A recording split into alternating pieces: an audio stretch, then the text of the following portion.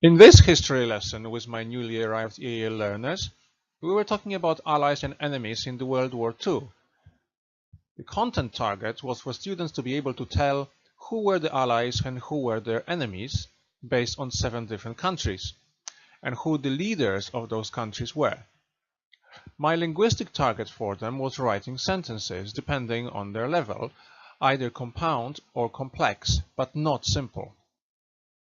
Indeed, for my top level, they were actually, so to speak, super complex. We'll see later what I mean by this. The title for this video is Writing Complex Sentences, as the majority of the learners were writing such sentences, with only the lowest level writing the compound ones.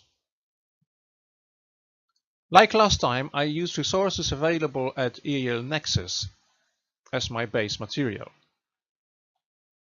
This involved first EAL learners familiarizing themselves with cards with flags of the allied countries on 2 opposing sides of the conflict and pictures of the leaders of those countries. We played a Pelmanism game first. This is simply placing cards on a table face down and trying to remember their position by uncovering 2 images at a time. The player who finds most pairs wins. Throughout this exercise, I insisted that the learners say the following sentences every time they picked their cards.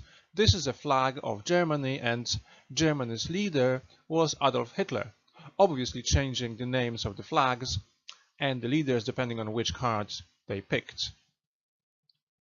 Next, we played another card game in the same pairs, where students needed to match the flag cards with the pictures of the leaders on the game board. For instance, if the card with the American flag was picked with "Enemy of the United States" written on it, the player would have to place it on the picture of Adolf Hitler, Hideki Tojo, or Benito Mussolini. Again, the students taking turns was punctuated by them speaking sentences. In this case, Adolf Hitler was the leader of Germany, Germany was an enemy of the United States, justifying their choices. The player's partner would then verify the truthfulness or falsehood of their statements. The final activity was the large A3 diagram, which you can see in the bottom left side of the screen. Here, the pairs of students had to simply write enemy or ally in each white box. I did not ask them this time to speak sentences whilst they were conducting this activity. If we did this, it would obviously take a very long time. The activities were provided by EAL Nexus. Now it was over to me to get them to write sentences. The students on my red, lowest English language acquisition level engaged in writing the simplest compound sentences. As we can see just under the ally-enemy diagram, they were provided with a gap fill called close sometimes activity, where learners needed to complete the sentences with the relevant names of the countries. They were asked to write 10 such sentences. As a reminder, sentences using fanboys connectives for, and, nor, but, or, yet, and so are called compound. The orange level, however, had a bigger task. We can immediately see on this screen that the sentences here are longer and definitely complex. In fact, they are super complex as they include 2 which clauses within one sentence. This work was building on what I had taught the students before, in the previous 3 weeks, where we had been working extensively on distinguishing between simple, compound, and complex sentences. The learners on the orange and green levels do understand the difference between compound and complex, obvious if one looks at their books. So now it was the time to move to the higher level of grammatical complexity. We can see how the substitution table now checks for the historical understanding by asking which of the leaders were leaders of which country, but I am also checking whether or not they understand the difference between an enemy and an ally, which were the words introduced in this lesson. Grammatically, these sentences are in the past simple tense, building up on the tense we had been studying and revising recently. The students were asked to write 10 sentences of this sort. What really should happen when you use the substitution tables is that they should be able to let their user generate several sentences rather than just one. By mixing the names of the countries into column 1 and column 6, we can of course create more than just 10 sentences that I asked for. The top level in the class received this substitution table, where, as you can see, I replaced the names of the countries with the flags, obviously meaning that the learners needed to turn them into words.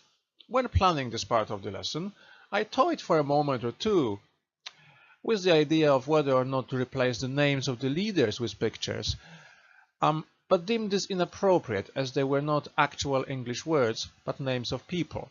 This would not have been a language intervention then. Again, the learners needed to write 10 sentences using this table. However, there was one more thing they needed to do. They needed to present the sentences graphically. Now, what does this mean exactly? It was something that the learners had been asked to do in preceding weeks. This image is not from my lesson actually, but from another one of my blogs. Both of these sentences are complex. Sentence number 1 is composed of the main clause, "This is the book," and the relative clause, "which inspired me." This type of relative clause is sometimes referred to as defining. This is to say that the book is identified or defined by the inspired clause. We know which book we are talking about precisely. Because the relative clause "which inspired me" is subordinate to its main clause, "This is the book," we can present the main clause graphically as above the subordinate relative clause "which inspired me." The second sentence is different in that we do not need "who is an engineer" to define "my father." We usually have one father. So the phrase "who is an engineer" provides additional information about the father but doesn't define him. Thus, this clause is called non-defining relative clause. Here, the main clause, "my father is a master of disguise," is broken in two by the relative clause "who is an engineer," and we can see this presented graphically. 1a, first part of the main clause, comes first, but then we go lower to the relative subordinate clause, then come back up to 1b, which is the rest of the main clause we started with. Our World War II sentences also contain such non-defining relative clauses. 2 of them.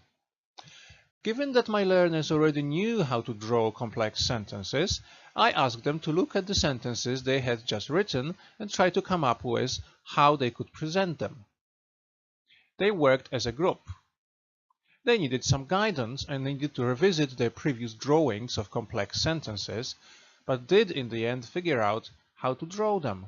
Here, our main clause is the 1a plus 1b, Germany was an enemy of Britain, with "which was led by Adolf Hitler," describing Germany, and 2, and "which was led by Winston Churchill," being number 3.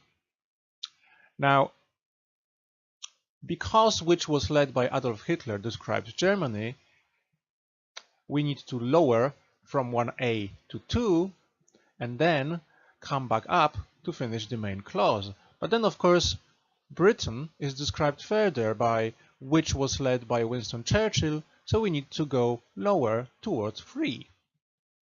They all got it. There was little doubt about it. What it means now, in fact, is that they will be able to write sentences in a similar structure, such as the one you see here about Amelia. All of these are super complex, as I call them, as they contain 2 subordinate relative clauses, the which clauses in this case. NALDIC, National Association for Language Development in the Curriculum, insists that we focus on grammar and extend the use of language when working with EAL learners. This is precisely what we've done here. We took their understanding of complex sentences they already had and pushed them further, challenging them. This is, of course, nothing else but the well-known Vygotsky's ZPD. What was achieved in that lesson last Thursday was precisely what he talks about. with guidance learners can do. Their homework is now to write sentences using the same structure about their family members or about their friends. For instance, Cornelia, who is my sister, has guitar lessons on Sundays, which are very difficult. Now, of course, I can alternate much easier between the English language itself and the subject contents. You might not have that kind of freedom, but there will be nothing to stop you in history lessons